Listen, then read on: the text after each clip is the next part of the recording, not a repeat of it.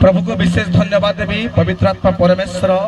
अत्यंत प्रेम हेतु आज एक सहभागिता मो पाई आज वीडियो किसी कहूँ आंतरिक नमस्कार एवं नमस्कार करुचु जनक पुणी बड़दिन शुभेच्छा जनक आ बर्तमान ए 2024 साल आज हूँ 22 तारीख आम पहुँचीचु 23 तारीख पहुँचीचु बर्तमान आपण मानक मु साक्षात कर बहुत खुशी लगुच आनंद लगुच आज मो सामने उत्कल बाप्टिस्ट मंडली नुआगढ़ प्रभु दास मैंने अच्छा यात्रा कौन के बाहरी अनेक वर्तमान दिन में शॉपिंग रे व्यस्त थिला सुबह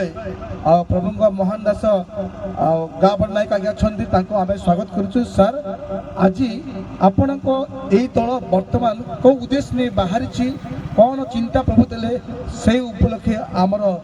ख्रीष्ट भक्ति भक्त मान दल मान विशेष कौन कहे आम जानू जे आम समस्ते ख्रीष्टीय समाज लोक माने केवल ख्रीष्टंकर द्वितीय आगमन संबंधी कते प्रचार करुछन्ते किंतु प्रथम आगमनर उद्देश्य जे ए पर्यंत अनेक शुणी नाहंती ये उद्देश्य रे आमे एक पत्रिका प्रस्तुत करी ये पत्रिका प्रत्येक लोक निकटरे पहुंचुछु जे प्रभु यीशु ख्रीष्ट पृथ्वी पृष्ठ को आगमन कले कौन पाए आगमन कले कौन सी गोटे नूतन धर्म प्रतिष्ठिता करबा निमंते से आसी नाहंती से आछिसंती सारा मानव जगत निमंते परित्राण साधन करबा निमंते सेथिपाई स्वर्गीय दूत माने घोषणा करि देई गले जे तुम्भ मानक निमंते एक अत्यंत आनंददायक सुसमाचार प्रचार करुछंती से तुम्भ मानक निमंते जन्म ग्रहण करिसंती से त्राणकर्ता तांके होचंती प्रभु यीशु ख्रीष्ट ए विशेष संवाद नहीं आमे अपहंच स्थान रे जोटे सुसमाचार पहुंची नहीं से निकट रे पहुंचिया पई एक दल प्राय 10 वर्ष रु 12 वर्ष होब गठन करी आमे सुसमाचार प्रचार करी आसुछु बहुत बड़ विषय कारण ये चिंता हुए तो अनेक हृदय मंदिर आसी न पारे किंतु प्रभु एक दल मनोनीत कर आम एबीसी गौरव अटे तेणु यही किछि वर्ष है शोभा यात्रा आरंभ होती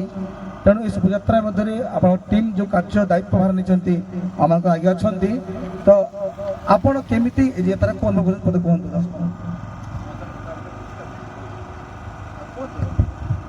सुसमाचार प्रचार रे हमको बहुत आनंद आसुची खुशी लगुच प्रभुंकर गौरव निमंते आम ये कार्य करी आसुअछु निश्चित भाव नगड़ मंडलीर सदस्य आगे अच्छा आम अनुरोध करुचु ए यात्रा प्रभु आप आशीर्वाद करंतु कारण यहीपरी बाहर दायित्व नेबा कि प्रकार आप मन में चिंता आसुची ए उपलक्षे बड़दिन उपलक्षे छठा मंडल कौन कहतु प्रभु को नाम विशेष धन्यवाद हो ए सुसमाचार होचे प्रभु जेते बेले जगत को आसिले जन्मग्रहण कले से उद्देश्य परमेश्वर कहले सुसमाचार निमंते मु आसी अछि ए सुसमाचार प्रत्येक कर्णरे प्रकाश करबा पाए से आसिले से उद्देश्य आमे माने मध्य जो माने जानि नांते पंद परमेश्वर को तांको निकट रे आमे सुसमाचार पहुंचेबा पाए आमे ए दल बाहरी अछु प्रभु आमान को प्रत्येक को आशीर्वाद करंचु ए दल जे प्रकार आगामी दिन रे से सुसमाज घनी जो माने दी जाति माने जानि नांते से मान को निकट रे आमे प्रकाश करिबो से मान को निकट रे पत्रिका बांटी से मान को निमंते जीवो आमे एति पाई प्रभु आमान को आशीर्वाद सेति निमंते आमे नयागढ़ मंडली रु ए क्षुद्र दल बाहरी आसी अछु प्रभु गौरवान्वित हंतु धन्यवाद और निश्चित भाव गीत लेखा अच्छे सुसमाचार को नहीं प्रतिज्ञा को जीवा यही लक्ष्य प्रभु आम समस्त दी सुसमाचार पहुँचातु यही संक्षिप्त खबर पाए प्रत्येक को आशीर्वाद करते रही नमस्कार आमेन धन्यवाद प्रभु को धन्यवाद दूचु आगामी दिन में आई चैनल प्रति सुसमाचार व्यवहार करेंगे अनुरोध करुचु प्रति वर्ष जिते बड़े ये टीम जीव आपन को आमंत्रण रखुचु प्रभु आम प्रत्येक आशीर्वाद करतु धन्यवाद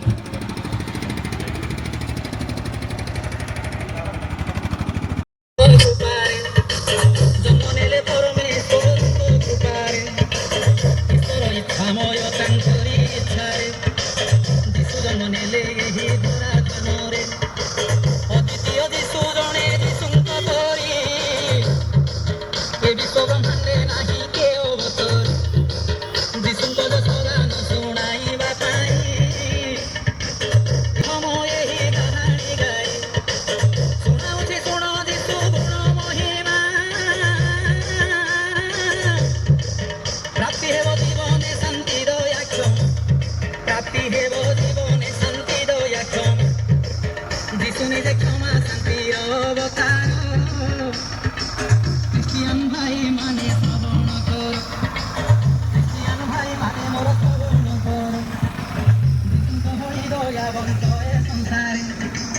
জন্মি নথিলে কে পূর্ব রুয়ে ধরারে ସେହି ମହାନ ଆତ୍ମା ପ୍ରଭୁ ଯୀଶୁ ଖ୍ରୀଷ୍ଟ ଏ ଧରା ଧାମରେ ହୋଇଲେ ଉପବିଷ୍ଟ ଏ ଧରା ଧାମରେ ହୋଇଲେ ଉପବିଷ୍ଟ ଶାନ୍ତି ଦୟା କ୍ଷମା ପ୍ରିୟ ଉପକାର ଭାଇ ଏବଂ ଭଉଣୀମାନେ କ୍ୟାଲେଣ୍ଡରରେ କେବଳ ଗୋଟିଏ ଦିନକୁ ଅର୍ଥାତ୍ ଡିସେମ୍ବର 25 ତାରିଖଟାକୁ ଏତେ ଗୁରୁତ୍ୱ ଦେବାର କାରଣ କ'ଣ ଅଛି ଆଉ ଏହାକୁ ବଡ଼ ଦିନ ବୋଲି କ୍ୟାଲେଣ୍ଡରରେ ଦିଆଯିବାର କାରଣ କ'ଣ ଏହାର ତାତ୍ପର୍ଯ୍ୟ ଆପଣ କେବେ ଚିନ୍ତା କରିଛନ୍ତି କି ଆପଣ ଏଇ ଦିନରେ ଏଇଭଳି ଏକ ଦିନ ଯୋଉ ଦିନରେ ଆମମାନଙ୍କର ପରିତ୍ରାଣ ସାଧନ କରିବା ନିମନ୍ତେ ଆମମାନଙ୍କର ତ୍ରାଣକର୍ତ୍ତା ପ୍ରଭୁ ଯୀଶୁ ଖ୍ରୀଷ୍ଟ ଜନ୍ମଗ୍ରହଣ କରିଥିଲେ ଆଉ ଯୋଉଥି ନିମନ୍ତେ ଆମେ ସୁସମାଚାର ପ୍ରଚାର କରିବା ନିମନ୍ତେ ପ୍ରତ୍ୟେକ ଗ୍ରାମକୁ ଆମମାନେ ଯାଉଅଛୁ ପ୍ରିୟ ଭାଇ ଏବଂ ଭଉଣୀମାନେ ଆପଣ ଜାଣନ୍ତି ଯେତେବେଳେ ଶ୍ରୀକୃଷ୍ଣ ଅର୍ଜୁନଙ୍କର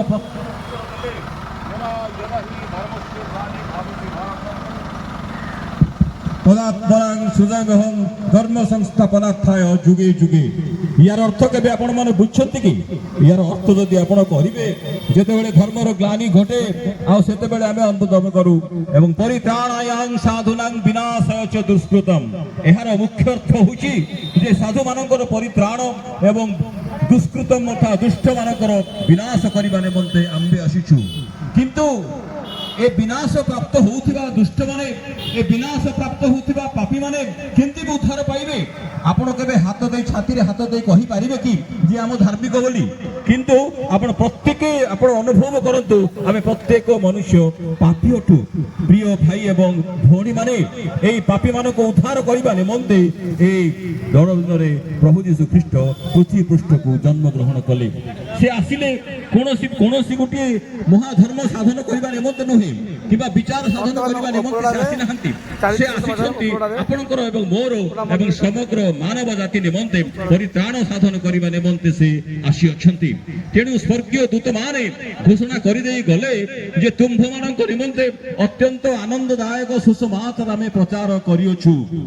आउ से होछंती पृथ्वी त्राणकर्ता एवं से ताको होची प्रभु यीशु ख्रीष्ट